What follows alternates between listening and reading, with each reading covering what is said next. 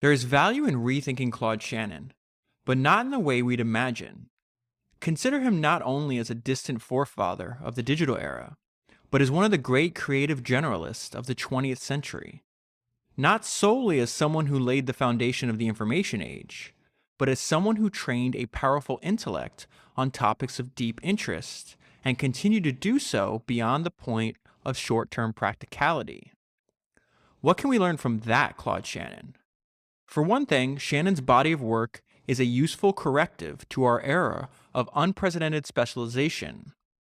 His work is wide-ranging in the best sense, and perhaps more than any 20th century intellect of comparable stature, he resists easy categorization.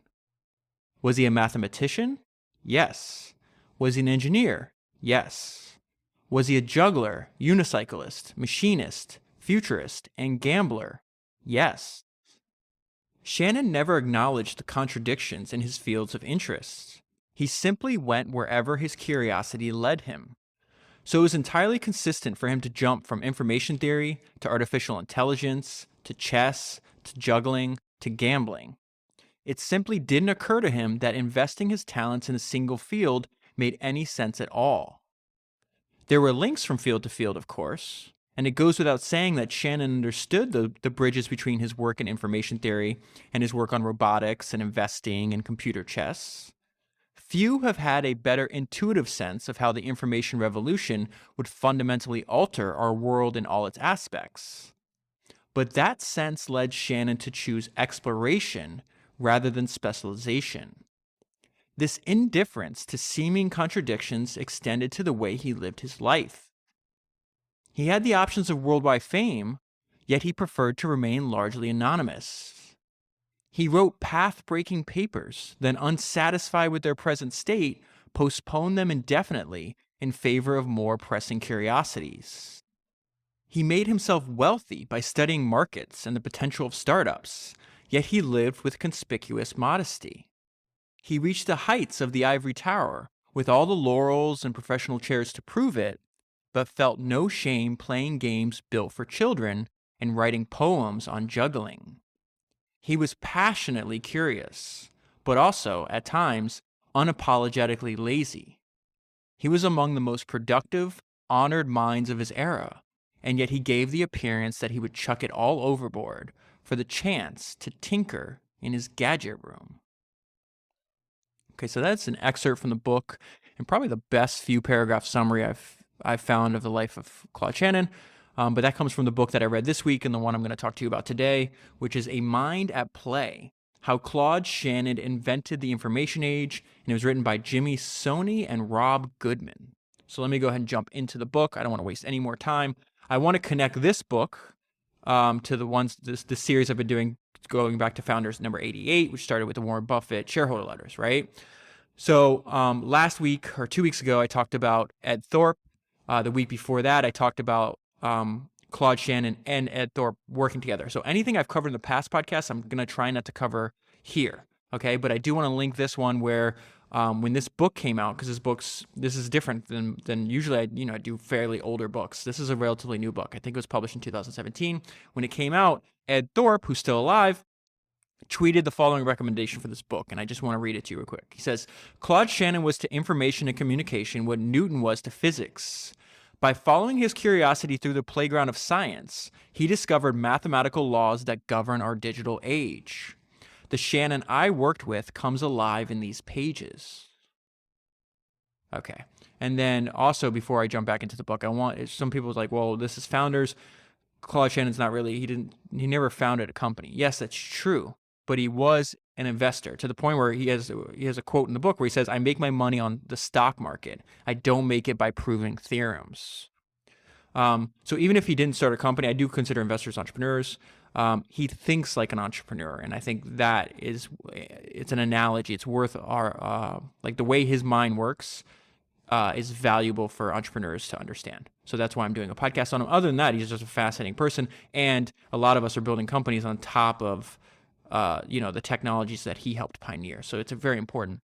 And I, like I covered when I covered Fortune's Formula, Claude Shannon had one of the best investing records of all time. I think they compared like 1,025 different investment managers. This is professional managers doing it full time, hundreds of researchers. They have all kinds of resources.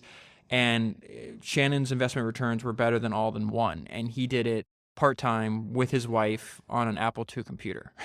So that kind of gives you the person we're dealing with here.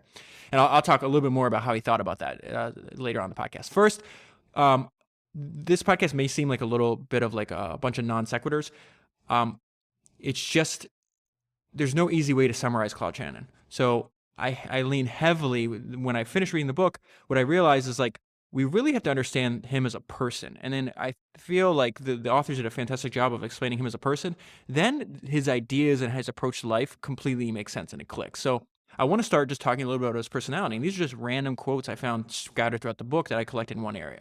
So it says, he was a man immune to scientific fashion and insulated from opinion of all kinds, on all subjects, even himself, but especially himself. A man of closed doors and long silences, who thought his best thoughts in Spartan bachelor apartments and empty office buildings. That's actually a really important point. He, just like when I talked about last week with Henry Singleton, they have the ability to eliminate all distractions. They're completely comfortable just being alone with their own thoughts, coming up with their own reasoning, and then just believing in that reasoning. And I think that's especially hard. I'm speaking from my own personal experience, like especially hard in today's age where we have access to all kinds of different interesting information. And sometimes it's good to just close that off and just be alone with your thoughts for a long period of time. He never argued his ideas. If people didn't believe in them, he ignored those people. He could neither explain himself to others nor cared to. In his work life, he preferred solitude and kept his professional associations to a minimum. That might be linked to his ability to avoid distractions. He was terribly, terribly secretive. He was not someone who would listen to other people about what to work on. Now, here's a little short story that gives you further insight into his personality. It says, having completed his path-breaking work by the age of 22, he might have spent his remaining decades as a scientific celebrity. Instead, he spent them tinkering. He was super famous. Maybe not to the general population, but maybe even to the general population when he was alive, though. He was covered in all kinds of magazines. He was offered all kinds of jobs, speeches that he declined. He met with presidents and was honored. He had just a room full of awards that he didn't really care about. So that's what I mean by celebrity. So he might have spent his remaining decades as a scientific celebrity. Instead, he spent them tinkering, an electronic maze-solving mouse, an erector set turtle that walked his house, the first plan for a chess-playing computer, a distant ancestor of IBM's Deep Blue, the first ever wearable computer, a calculator that operated in Roman numerals, a fleet of customized unicycles, years devoted to the scientific study of jungling. Rarely has a thinker who devoted his life to the study of communication been so uncommunicative. A man almost entirely written out of history defined by self-promoters, his was a life spent in the pursuit of curious, serious play. That's why the book is called A Mind at Play. And it might be one of the, if not the main issue, the main takeaway from the book, one of the main takeaways from the book. The fact that a life well lived is one spent doing exactly what you want to do for its own sake. He was that rare scientific genius who was just as content rigging up a juggling robot or a flame-throwing trumpet as he was pioneering digital circuits. It is another great lesson, something I need to apply because sometimes I take life a little too serious, and you have to remember to enjoy it. He says, he worked with levity and played with gravity. He never acknowledged a distinction between the two. That's just a fantastic sentence. He's obviously really famous, or best well known as the father of and the creator of information theory. Information theory to me is really hard to describe. I've read about a bunch about it. I still don't understand it. I'm going to give you 3 different descriptions here that hopefully fill in the gaps. And by filling in the gaps, you understand why he's so important. So there's just one sentence summary in the book. It says, all the advanced signal processing that enables us to send high-speed data was done as an outgrowth of Claude Shannon's work on information theory. This is more of a technical definition. It says information theory studies the quantification, storage, and communication of information. The field is at the intersection, this is one of the crazy sentences. The field is at the intersections of mathematics, statistics, computer science, physics, neurobiology, information engineering, and electrical engineering. The theory has also found practical applications in other areas. There's like a huge list. I'm just going to name some of them, including statistical inference, natural language processing, cryptography, neurobiology, human vision, and the evolution and function of molecular codes. It's one of the most cited papers of all time. And I'm just going to leave this section with the way Claude Shannon described it. Another thing I learned from him is that he had a unbelievable belief and talent to getting to like the simplicity, the heart of simplicity of an issue. So you'll see this. He says Claude Shannon described it, meaning information theory, as a technical tool for communication engineers. All right, so I want to go a little bit into his early life. He's really resourceful. Like almost every single every single person I've covered on this podcast has that trait. They are resourceful. So he's resourceful at a young age. Talks about he grew up in this tiny, tiny town in Michigan. And it says, giving us a description of the scenery, it says, barbed wire runs along the roads and between the pastures. And Claude Shannon walks the fences, 1/2 mile stretch of fence especially. This is his 1/2 mile stretch of fence outside of his house. Claude's stretch is electric. He charged it himself. He hooked up dry cell batteries at each end and spliced spare wire into any gaps to run the current unbroken. He's like 8 or 9, maybe 10 years old when he's doing this. Insulation was anything at hand. Leather straps, glass bottlenecks, corn cobs, inner tube pieces. Now why is he doing this? Keypads at each end, one at his house and the other at his friend's house 1/2 mile away, made it a private barbed wire telegraph. One thing to note is, he didn't. There's a lot of people that go on to achieve great things, and they have a lot of adversity. Usually, just crazy things happen to them. Shannon had a pretty ordinary childhood. So the authors are going to talk about that here. He says, biographies of geniuses often open as stories of overzealous parenting. We think of Beethoven's father beating his son into the shape of a prodigy, or John Stuart Mill's father drilling his son in Greek at the age of 3. Or Norbert Wiener's father declaring to the world that he could turn anything, even a broomstick, into a genius with enough time and discipline. Compared to those childhoods, Shannon's was ordinary. There was no indication of overbearing parental pressure. And if he showed any early signs of genius, they were not memorable enough to have been written down. Something else I learned from Claude Shannon, and I'm going to put it in the words of Charlie Munger, is the value in following your natural drift. So let me just read this part from the book, and then I'll explain how it relates to Munger's opinion on this. He says, reflecting on his education with the benefit of hindsight, Shannon would say that his interest in mathematics had a simple source. It just came easily to him. This is a direct quote from Shannon. He says, I think one tends to get into work that you find easy for yourself. And that's a reoccurring theme throughout the book. And it reminds me of when Charlie Munger gave a commencement address. So he went to law school. By some accounts, he was one of the smartest people to ever went to Harvard Law School. And yet he didn't work as an attorney. And so he's giving a commencement address to law graduates at USC about a decade back. And he says something really interesting. So he says, he was given this advice. And he says, Charlie tells the story of a friend who worked at a law firm. He knew too much and it showed. He was told by his bosses, your duty is to behave in such a way that the client thinks he's the smartest person in the world. Then you make your senior partner think he is the smartest person in the world, and then so on and so forth, right? So basically, don't shine too bright. Give the credit to other people of your ideas. Knowing Charlie Munger, there's just zero chance he's going to do that. He says, I didn't do this. I always obeyed the drift of my nature. If other people didn't like it, well, I don't need to be adored by everybody. That sentence could have easily been said by Claude Shannon. He was pretty indifferent. He's just going to do what he naturally wanted to do, and if he didn't like it, too bad. I also think that's probably a key in having like getting to the end of your life and being satisfied. I think when you study like the regrets of people near the end of their life, they're saying, I let other people's opinion influence like my decisions too much, and by that time it's too late, unfortunately. Another insight into the personality and mind of Claude Shannon, which might seem like it might not make any sense the first time you hear this, but he would reject certain fields of study if it had too many facts and not enough principles. So Shannon, like Munger, loved to build models, and he liked to take Munger would say, why am I just going to master the best ideas in my field? I'd rather look in other fields and see what the other people have mastered and then combine the two. Shannon very much did the same thing. And so here's Shannon on the fact that he didn't like fields where there's too many facts. He says he loved science but disliked facts.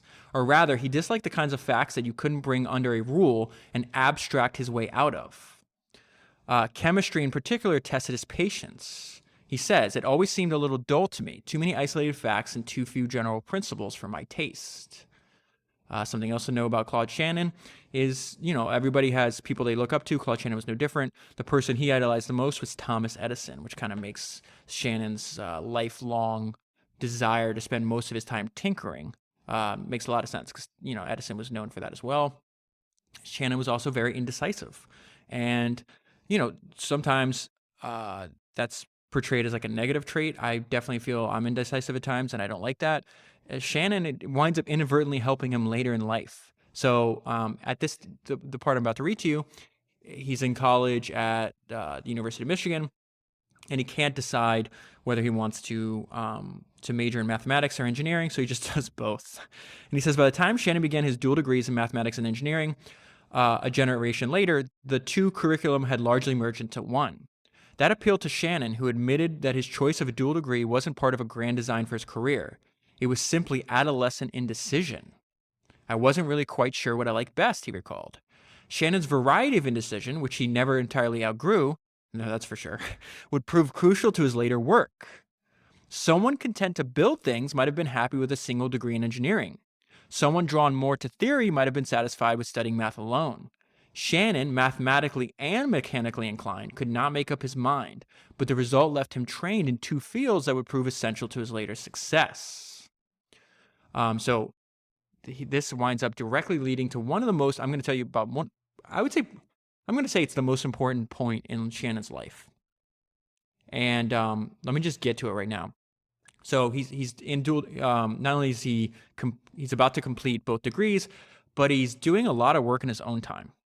And he starts publishing papers, and that gets him winds up leading to a job, which is what I consider the most important turning point in Shannon's life.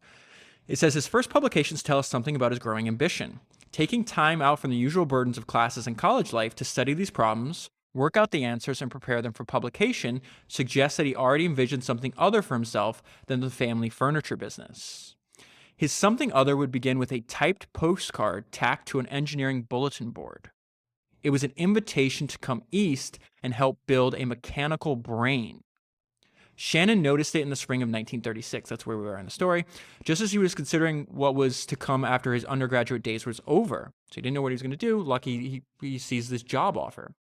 And it says this is the job. To become a master's student and assistant on the differential analyzer at MIT. It was tailor-made for a young man who could find equal joy in equations and construction, thinking and building. Also, somebody that would be comfortable just sitting in a room by himself with a machine. I pushed hard for that job and I got it. That was one of the luckiest things of my life, Shannon later said. Luck may have played a role, but the application's acceptance was also a testament to the keen eye of a figure who would shape the rest of Shannon's life and the course of American science. So this is where we're introduced the person that built the differential analyzer, right? One of the most important figures in American history, and the lifelong mentor for Shannon, Vannevar Bush.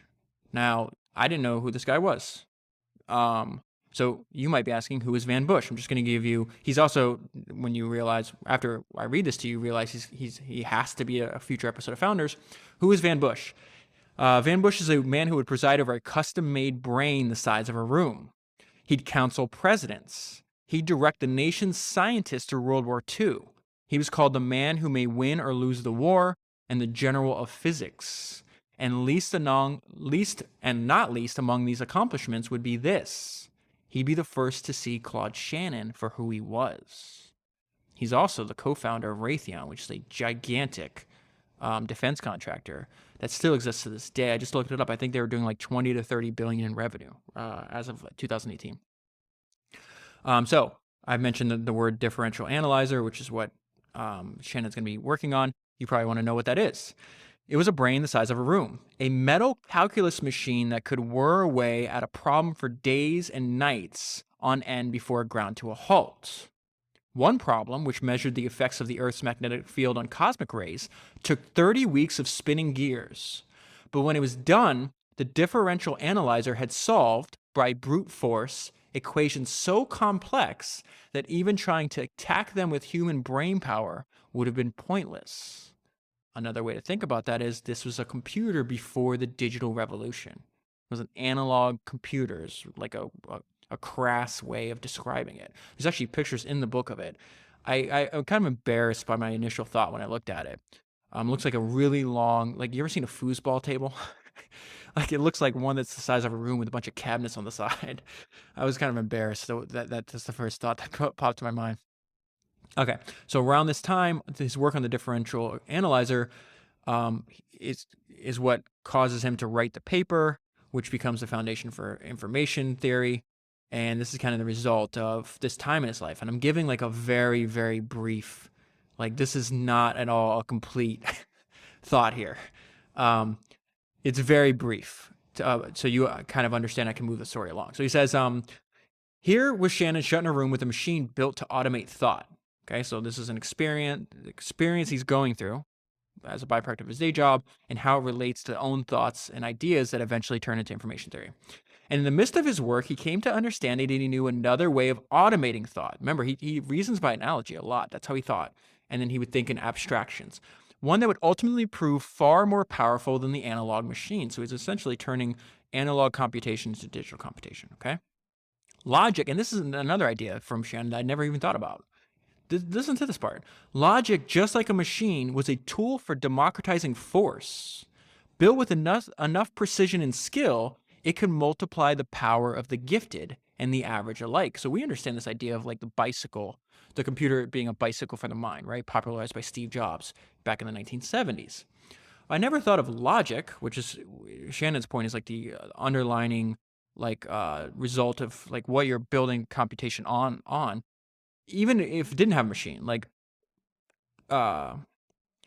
getting your thought process and your brain used to using logic as a tool, and that being analogous to a machine that could democratize force, meaning that like if you have somebody that's not adept at using logic and they're able to be trained to, that actually winds up multiplying the power of like their skills. It's like adding leverage to it. It's very interesting. I had never thought about that before, so I wanted to include that part. Maybe it makes sense to you too. Less than a decade after Shannon's paper, the great analog machine, this is the result of his thesis, by the way, the differential analyzer, was effectively obsolete, replaced by digital computers that could do its work literally 1,000 times faster, answering questions in real time. The medium was now vacuum tubes, these are early computers, not switches, but the design was a direct descendant of Shannon's discovery. Okay, so that's the results of his work, but I thought it was very, very interesting. Actually, I want to tell you how he worked in this process. So this is especially how he worked in his 20s. He was a tinkerer to the end of his life, and he worked with his hands long after he had any need to.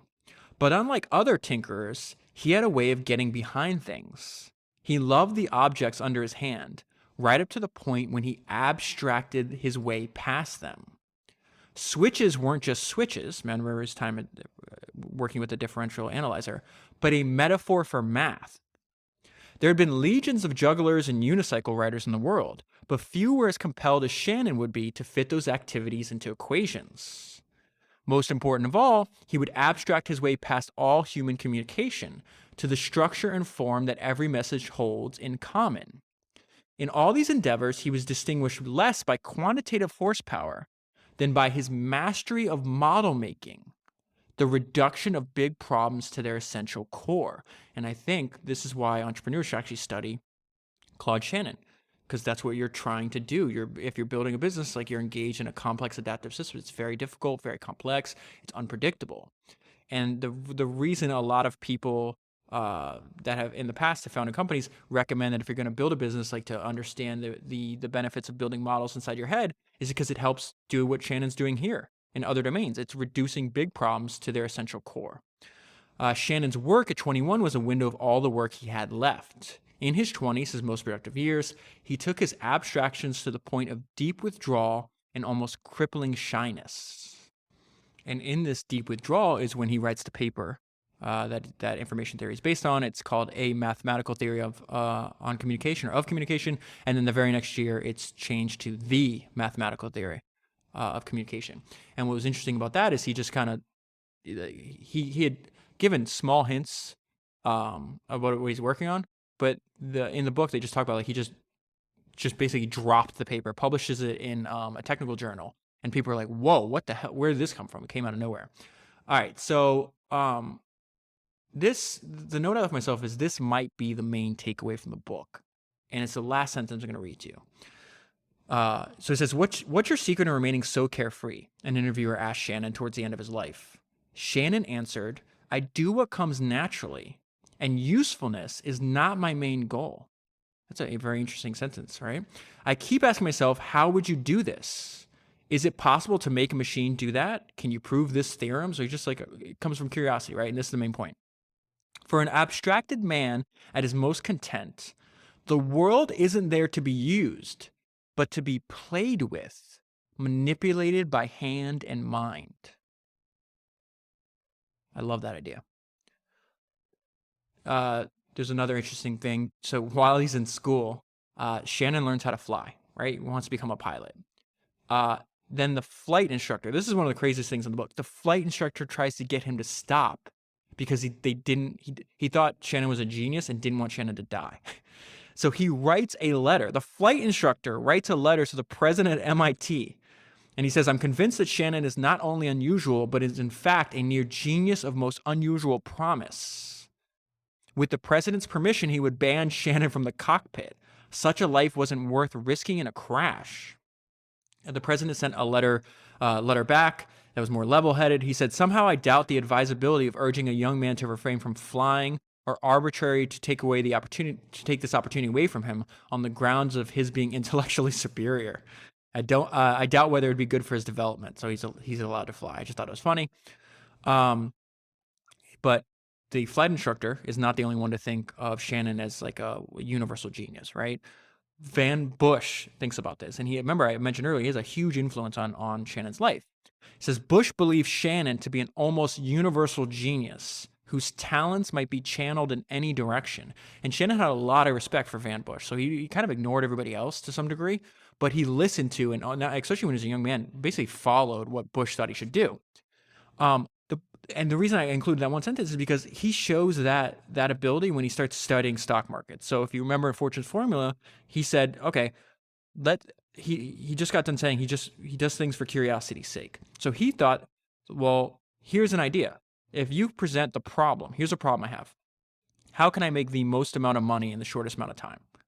And that is what that one prompt sent Shannon out into figuring out. So he realized, oh, okay, well, the stock market, that might be a mathematical problem. He winds up studying that.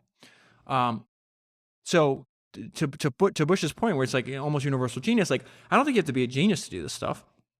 I mean, I'm not Shannon. I definitely think was, but I think that this also applies to everybody. You might not be able to master, a bunch of different domains, but if you're really curious and driven, you can learn anything that you want to. And Shannon proved that. Like, the idea, referencing what I just told you before, like he later in his life, he doesn't do this till way later. He gets interested in the stock market, and companies and creating wealth, and he winds up doing it part time better than the vast majority of people that do it full time. It's really interesting. So I'm going to continue this whole Bush and Shannon thought here for a few minutes because there's a lot of interesting questions that are unanswered for me. And so this section I'm going to read to you is like, my note of myself was like, I wonder if Shannon was influenced by Bush's thought here, or did he already lean this way? And this is the idea that Shannon rejected, just like Bush did, specialization.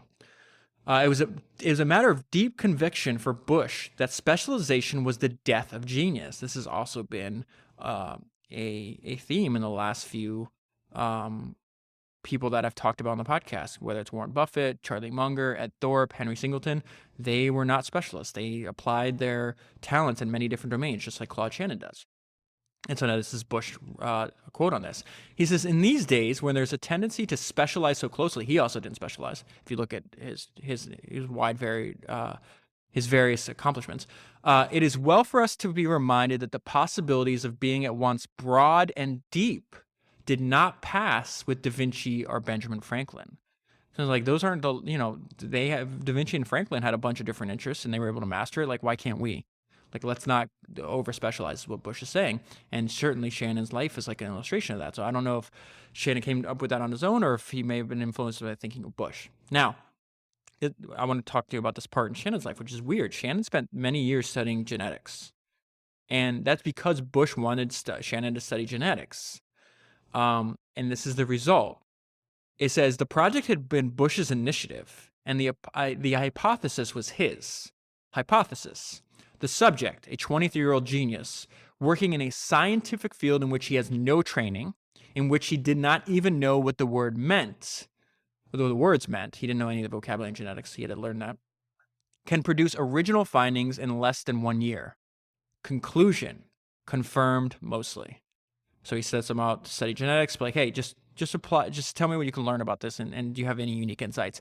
And Shannon winds up publishing several papers, and they actually he did have contributions for in a short time studying genetics. So that's what Bush wanted to see. It's like, okay, this guy can, if I direct his talents on any problem, he's gonna be able to figure it out. And the reason I bring this up is because you see this in entrepreneurship a lot. Someone succeeding in starting a business with no prior knowledge in that specific field. So there's some lessons there for us. This next section, let me just read this to you. Shannon would be adamant on the point for the rest of his life that after the effort of discovery, which he's doing for his own sake, the effort of communication, which is the sake of others, was secondary by far. Once he had solved a problem to his own satisfaction, and after that, as far as he was concerned, it was enough. Shannon explained later. After I had found the answers, it was always painful to write them up or publish them. But in he's working at Bell Labs, working at MIT, that's how you get a claim. Shannon didn't care about a claim. I mean, he got it anyways, but he didn't go out and seek it. So the lesson I took away from this was like working on what naturally interests you is time well spent. And I think if you can align your work with your interests, you're just going to get more out of life. And I think like the whole point is Shannon enjoyed his life. Like he did go through, I'm going to talk about like he had a dark, depressive period of time. So it's not like his life was free from struggle. But other than that, like he enjoyed his time here. And I think so few people get to the end of their life actually enjoying it. So it's something like I was constantly reminded when I was reading this book. Shannon's productivity hack. These are just going to be I have some random ideas in here I want to share with you. This is one of them. This is a quote from him. I've been working on 3 different ideas simultaneously. And strangely enough, it seems a more productive method than sticking to one problem. After graduate work, he goes to work at Bell Labs. I might do there's a book on Bell Labs. I think it's called Idea Factory. I might turn that into, I might read the book and discuss it on Founders. Because there's just so many people that came out of there. And here's a description of Bell Labs. And you'll see why I think it might be worth our time to study and learn about. He was headed to what was perhaps the world's foremost technology company. And the home, so he graduates from MIT. And now he's going to go to work at Bell Labs. The home of the best communication minds in America. The goal of Bell Labs wasn't simply clearer and faster phone calls. The labs were tasked with dreaming up the future in which every form of communication would be a machine-aided endeavor. Isn't it interesting that that's actually the world we live in now? Like they were successful in that. In the span of a few decades, Bell researchers engineered the first ever long-distance phone call, synchronized the sounds and images in movies, and demonstrated some of the earliest fax and television systems. During the war, they improved radar, sonar, and the bazooka. And they created a secure phone line connecting Franklin Roosevelt and Winston Churchill. That's Sig Sally, and that's what Shannon worked on too. I'll talk about that in a little bit. They would invent touch-tone dialing and the solar battery cell. And they would pioneer the communication satellite and the transistor, which is the foundation of modern electronics. And this is what Shannon liked. He worked at Bell Labs for 15 years. And this is part of the reason why. I had the freedom to do anything I wanted from almost the day I started. They never told me what to work on. So we always think about this question, like there's a lot of different reasons people want to build their own business and become entrepreneurs. And in my experience, I think a lot of people think it's for money. Some people think it's for fame, which is weird because most entrepreneurs are 99.99% of them are anonymous. So I definitely disagree with that. But I think that if you had to isolate one reason, it's freedom. Or you can also say another word is like control of your own life. Like most people that do this is like they want the freedom to choose what they work on. They want the freedom to like say when they work. They don't want other people telling them what to do. Shannon hated, and that's his entire life, and you'll see that in some other decisions he makes in his life, is optimizing for freedom. Around this time, he's in the age where he could get drafted, and that terrified him. He was a level 10 introvert. So if 1 is a super extrovert and 10 is a super introvert, I would put Shannon on level 10. You'll see this here, and this is also how he got out of the draft. This is him talking. He says, if you can make yourself more useful somewhere else, you won't get into the army. That seemed to me a wise move. A friend noted that Shannon, an introvert, worried not only about the dangers of overseas deployment, but also the close quarters of army life. I think he did the work with that fear in mind, that he might have to go into the army, which means being around lots of people, which he couldn't stand. He was phobic about crowds and people he didn't know. He would, like any mathematician of his generation, put his mind rather than his body to work on the country's behalf. You see this later on in his life. He eventually leaves Bell Labs and goes to become a professor at MIT, and yet he's rarely there. He does most of his work at home. They say like he's a very nice person, but he'll never engage in conversation. You have to come to him and start a conversation, and he'll reciprocate. He'll talk to you. But other than that, he preferred solitude. And his main collaborator in his life was his second wife. All right, so how did he put his mind to work for the country during World War II? They had a bunch of hard problems to solve. Remember, it was unclear. If you study World War II, like the Nazis were just kind of running roughshod over everybody. They were dominating everybody, and so there was a lot of like activity before America officially declared for the war.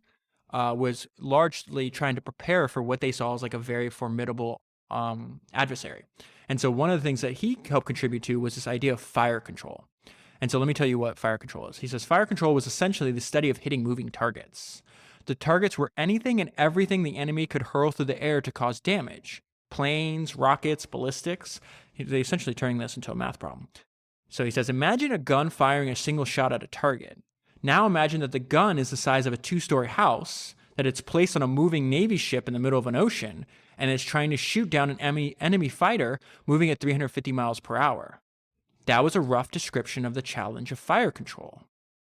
Now, what's interesting to this, he does a lot of great work for the war, but he's doing this while he's broken personally. He gets divorced, and he's going through a very dark and depressive time in his life.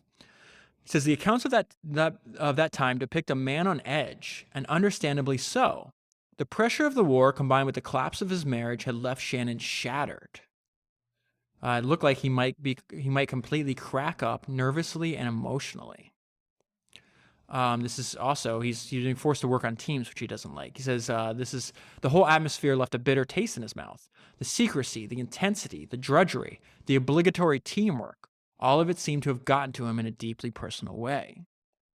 In addition to fire control, he made a lot of advancements in cryptography, which is what Sig-Sally was. It's winds up being the first way to securely place a call across the Atlantic Ocean. And during this time, I'm not going to talk about it today, but in the book, he strikes up a friendship with Alan Turing as well. So it talks about cryptography was the war's white noise. It was ubiquitous, and yet only those paying closest attention could pick it up. It was one of the least understood components of the war machine, compared to, say, the nuclear bomb, which is a visible, white-hot expression of the power of physics. The products of cryptographic analysts, were arcane and mysterious, and kept classified for a generation or more. So that's what he's working on. I talked a little bit about Sig-Sally on the podcast I did on Fortune's Formula. I'm not gonna try not to repeat myself here, but it says Sig-Sally looked like a caricature. This is what it actually physically looks like. It was a caricature of a mid-century computer. It occupied an entire room, demanded round-the-clock air conditioning, and produced small outputs for the enormous inputs it required. None of that mattered. The only thing that mattered was, for the first time, secret speech could cross the Atlantic. So that's where before there's been many times where the Germans were able to tap into conversations between Churchill and Roosevelt and then get, strategic, valuable information that helped them on the battlefield. So Shannon played a role. It was like 30-something other people working on the project, but he played a role in stopping that. Now, the reason I bring up his time in cryptography is because he has a reoccurring theme here that I think it's important for us to understand. He's able to take many different ideas from unrelated fields and see how they can relate. And he seems to do this over and over and over again. And essentially, all the experiences and stuff he studies, like nothing is wasted. He uses them. He breaks them into analogies and bits and reconstitutes them later on in life, which I think is fascinating. Shannon's cryptographic work was released into the dark of the intelligence apparatus, a world of classifications and secrecy, where the work's reception was concealed even from its author. Of the people of this world, Shannon would say they are not a very talkative bunch. You could say that they're the most secretive bunch of people in the world. Now, so that's interesting, but this is the most important part. He says the work's true importance in the end was not in the creation of an invisible code, but rather the way its suppressed insights ultimately resurfaced at the heart of Shannon's revolutionary theory of information. And he says on this, it was a great flow of ideas from one to the other, back and forth. So that was the main benefit he got from working on that.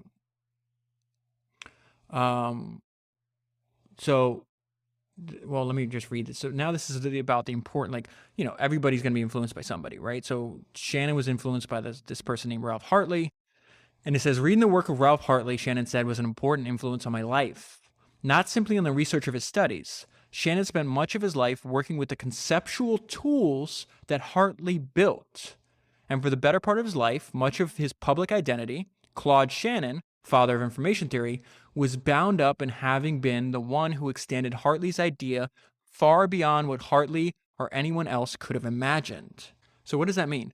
It means that Claude Shannon didn't invent information theory from whole cloth. He extended the work of the people that inspired him before. Now, we've seen this a lot. We just saw this last week. Like, I'm thinking all these ideas that I'm reading from Warren Buffett come from Warren Buffett. Then you realize, oh my God, he got these ideas from Henry Singleton. Same thing. I thought I'm reading all these biographies on Steve Jobs. Like, wow, that's a good idea. Then I read a biography on Edwin Land. I'm like, oh wait, Jobs got that from Land. And then same thing. I learned from Jeff Bezos, and then I realized, oh, he got that idea from Sam Walton and Jim Sinegal. So the point is, they all take ideas from the past and extend them in the future. And then by doing that, you get different results. So I think it's a really interesting point. This is another reminder to follow your natural drift. Shannon made a principle of indifference. It was central to a career in which he chased his instincts, often at the expense of more prestigious or more financially valuable options. This is something we saw Ed Thorpe do as well. He's just like, I turned down business opportunities I was certain to make a lot of money on because, one, I already had more money I could spend, and two, I valued other things in life, like spending time with family and learning.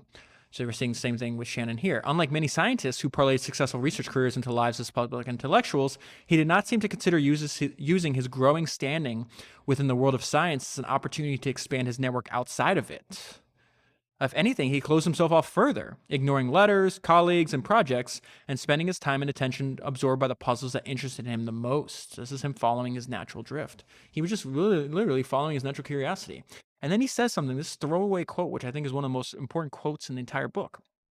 He says, I think the history of science has shown that valuable consequences often proliferate from simple curiosity. I love that sentence. So skipping ahead in the story, he winds up leaving Bell Labs for MIT. And so this is also an understanding of why would he do that? And he's got a couple good advice, like things that we could take away for our own lives here. When an offer came to be a professor at MIT, it was hard to decline. For all the pull of university life, Shannon struggled with his choice. He's got two great options: stay in rural New Jersey at Bell Labs, or move to Massachusetts and work at MIT. Bell Labs had been his professional home for more than 15 years. It had been the site of his most productive years as a researcher and thinker. It had afforded him unheard of intellectual freedom and supported him. Bell Labs' somewhat remote location in New Jersey was a complicating factor in its own right. So he's talking about there's a good to that, but also a negative. He's going to tell us why that's the case here.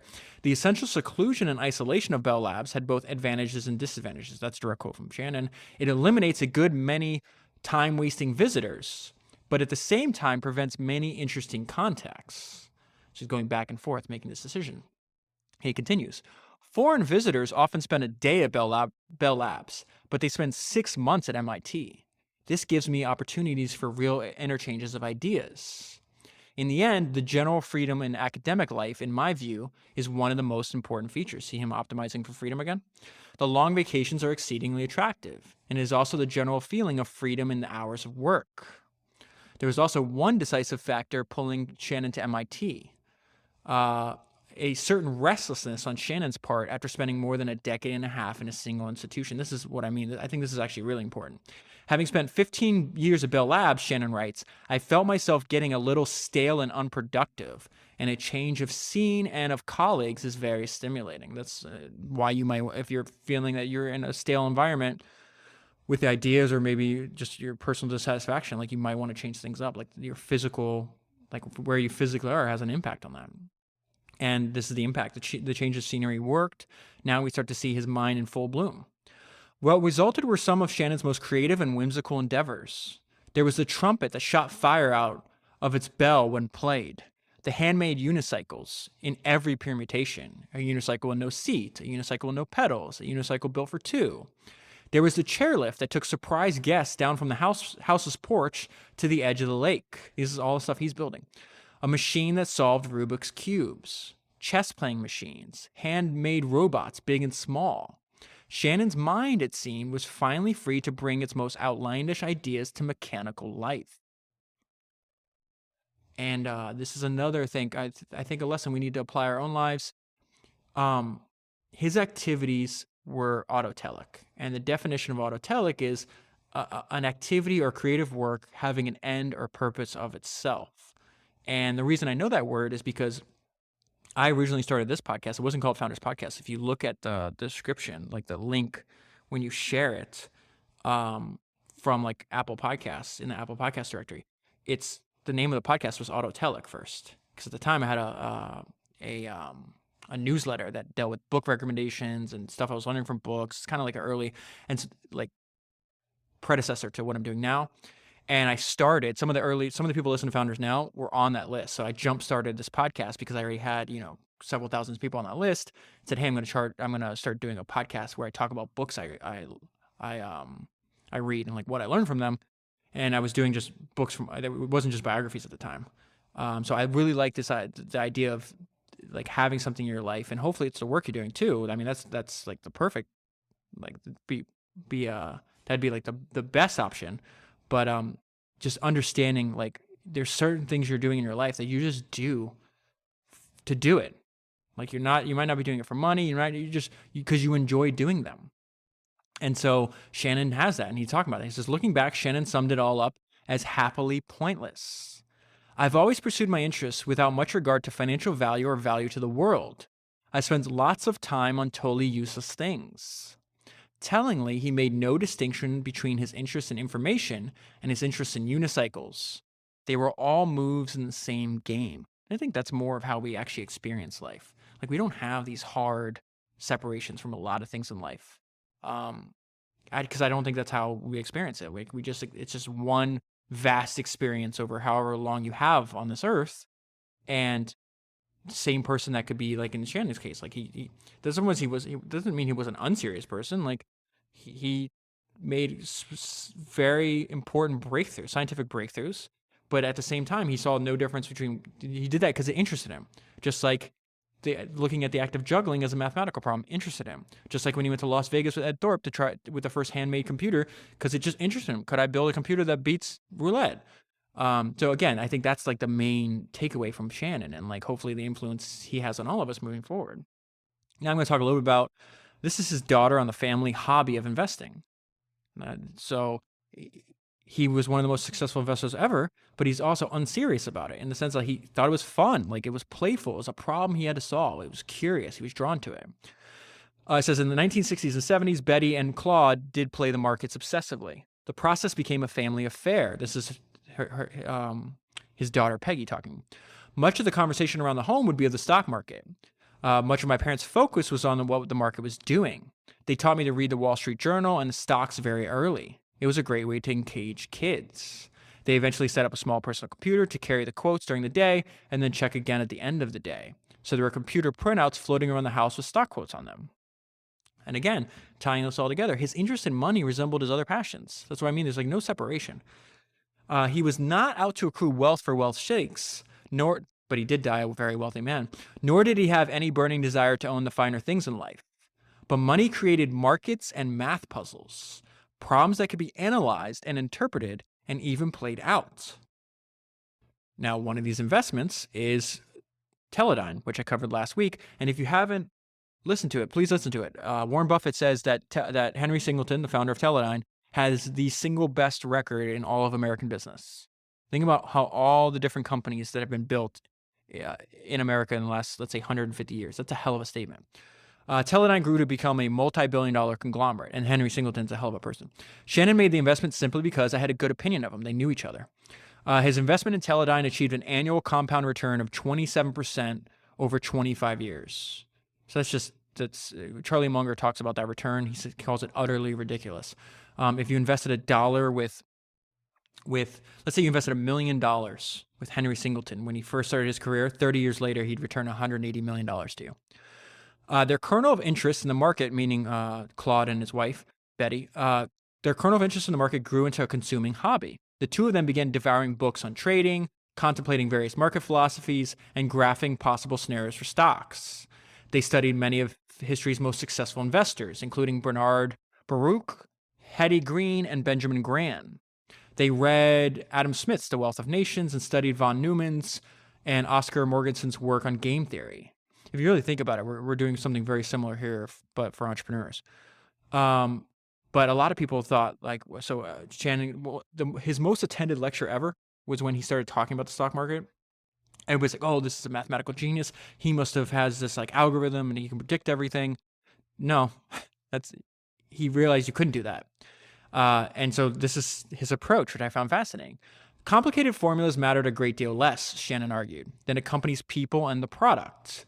He went on, a lot of people look at the stock price when they should be looking at the basic earnings of the basic company and its earnings. There are many problems concerned with the prediction of stochastic processes. For examples, the earnings of companies. What he's talking about is that this is far too complex. My general feelings is that it's easier to choose companies which are going to succeed than to predict short-term variations, things that will last only weeks or months, which they worry about down on Wall Street. There is a lot more randomness there, and things happen which you cannot predict, which cause people to sell or buy a lot of stock.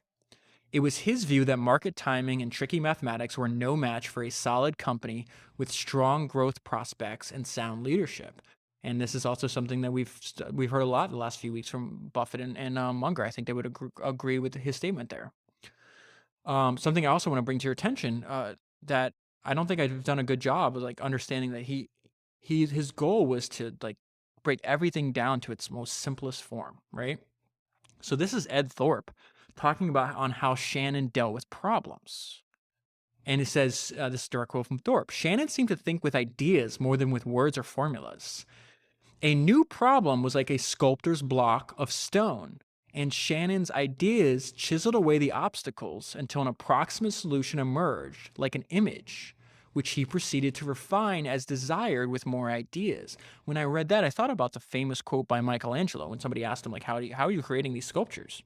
And Michelangelo says, the sculpture is already complete within the marble block before I start my work. It is already there. I just have to chisel away at all the superfluous material.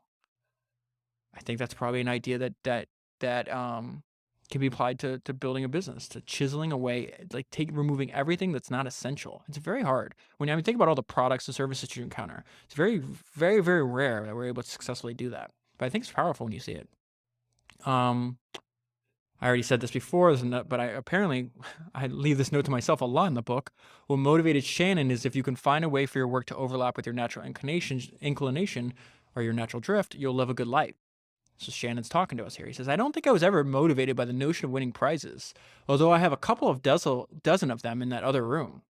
I was more motivated by curiosity, never by the desire for financial gain. But he winds up achieving both, right? Isn't that interesting that like some people think like chasing money, you'll get it? But there's a lot of examples when you chase what you're naturally curious about, the money comes later. I just wondered how things are put together, or what the laws or rules govern a situation, or if there are theorems about what one can or can't do. Mainly because I just wanted to know myself. This is one of so later in his life, he just stopped. Like he'd get honored so much he wouldn't show up to accept awards. He didn't like traveling. But there were some times where he could accept an award and his family wanted to see. So in this case, like he winds up accepting this award and going to Japan just because his family wanted to see Japan. But this section isn't really about that too much. It's about this idea that I always reference, that books are the original links. And so I just ordered some books on this person I never heard of before, and eventually, we'll learn from them in future episodes. But he said Claude had been selected as the first ever winner of the Kyoto Prize in Basic Science, an award endowed by the billionaire Kazuo Inamori.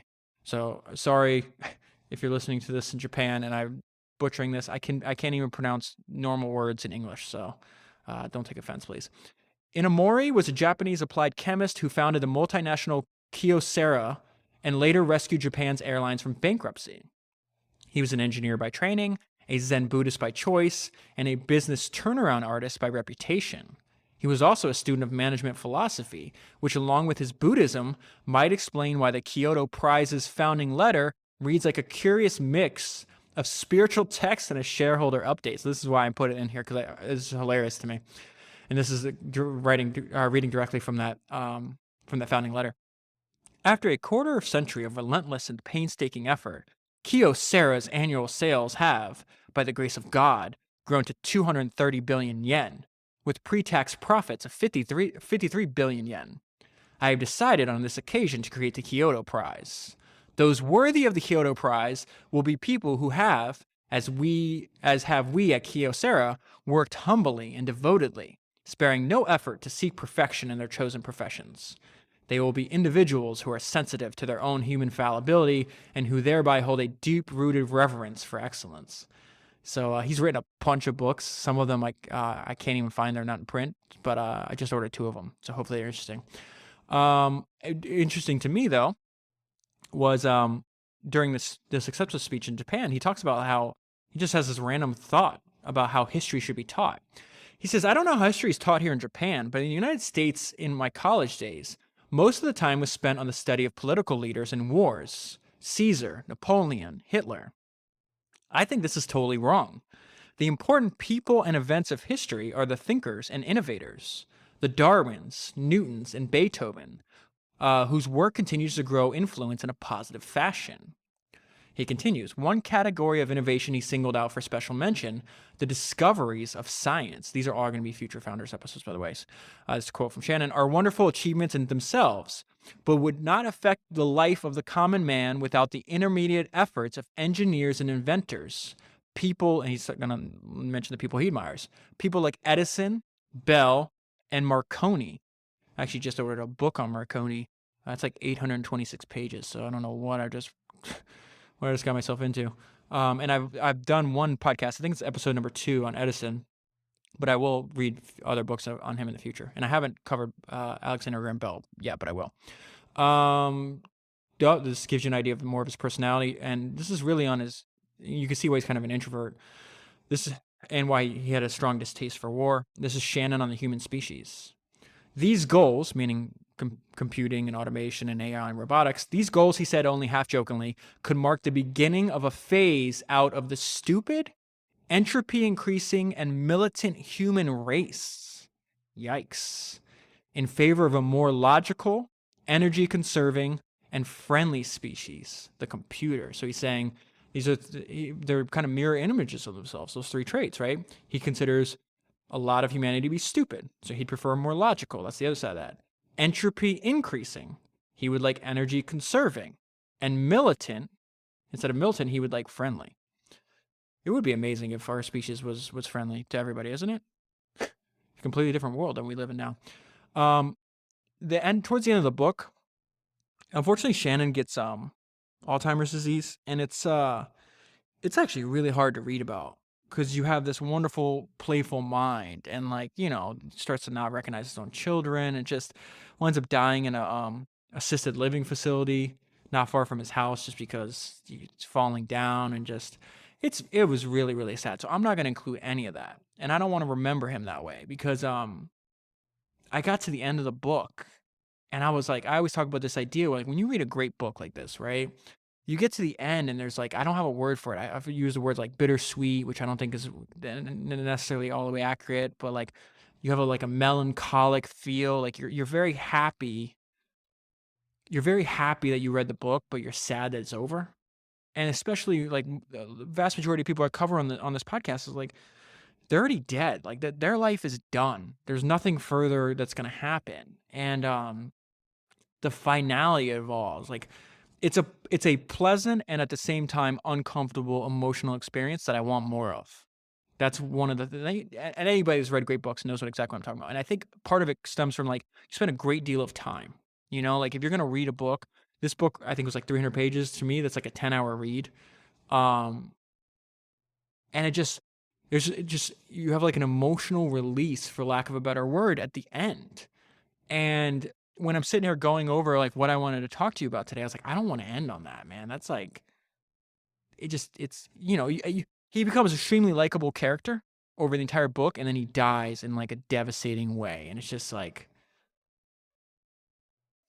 it's unpleasant. It's like heartbreaking, but also like you're heartbroken that happened, but you're also very happy that somebody took the time to write these words down, and like now like about the life of this person. I don't know. I find that fascinating. Maybe that's why I like reading biographies so much. But anyways, I want to end here, and it's his idea for his funeral, which you're gonna see is not bleak. And it shows you like why I keep referencing over and over again. Why is this book called A Mind at Play? Because that's how he approached life, man. And I want that trait for myself. Like I even thought about that since I read the book this week, where like I had something like, if you have things that annoy you during the week, you're like, I was having some like slight annoyance. I'm like, this is not like, enjoy life, man. This is all going to be over. Everything around you is temporary. Like, don't let these little things bother you. Like, just enjoy the fact I'm alive. I'm surrounded by loved ones. Like, I'm so far in like good health. Like, just don't let these little things ruin this journey, this experience that we call life. So, give you an idea of how Claude Shannon did that. This is the most unique idea. He had an idea. He had a very specific idea. Unfortunately, his funeral doesn't wind up being like this, but this is the way he wanted it. And I think this is a good way to like close the time that we have together talking about Claude Shannon. Shannon had set his mind to the question of this funeral and imagined something very different. For him, it was an occasion that called for humor, not grief. In a rough sketch, he outlined a grand procession, a Macy's-styled parade to amuse and to delight, and to sum up the life of Claude Shannon. The clarinetist, Pete Fountain, would lead the way. Jazz combo in tow. So remember, I'm going to explain this to you. Use that visualization in your mind while I'm speaking of a Macy's-style parade. This is his funeral procession. So we got clarinetist, Pete Fountain would lead the way. He's up front. He's got a jazz combo in tow behind him. Next in line, 6 unicycling pallbearers, somehow balancing Shannon's coffin. Behind them would come the grieving widow. Then a juggling octet and a juggling octopedal machine. Next would be the 3 black chess pieces bearing $100 bills. And then 3 rich men from the West, California tech investors, following the money. They would march in front of a chess float, atop which British chess master David Levy would square off in a live chess match against a computer. Then you'd have scientists and mathematicians, 4 cats trained by the Skinner methods, the mouse group, a phalanx of joggers, because he took up jogging later on in his life as one of his passions, and a 417 instrument band would bring up the rear. I just love that part, and I think that's like a great parting way to think about Claude Shannon. So I'm going to leave the story here. Oh, if you want the full story, I'd recommend buying the book. Not only are you supporting yourself, because how many times you read a great book and wind up regretting that? Very few. You're supporting the authors who spent years working so we can actually learn, and their work serves as the foundation of the discussions we have every week. And you can also support the podcast if you use the link that's in the show notes. Amazon will send me a small percentage of the sale at no additional cost to you. So if you do buy a book, you're supporting the author, yourself, and me simultaneously, and it's the same price as if you just bought the book elsewhere. You could also go to amazon.com/shop/founders podcast, and you'll see not only this book, but all the 90 something other ones. It's like a visual representation of the podcast. Or you can go to founderspodcast.com, and I have a link there that has a collection of all the books too. It doesn't matter to me which link you use. If you do use one of those three links, then you're obviously helping this podcast survive and thrive. All right, I've spoken enough. Thank you very much for listening. Please do tell your friends about this podcast, and I will be back next week with another biography of an entrepreneur.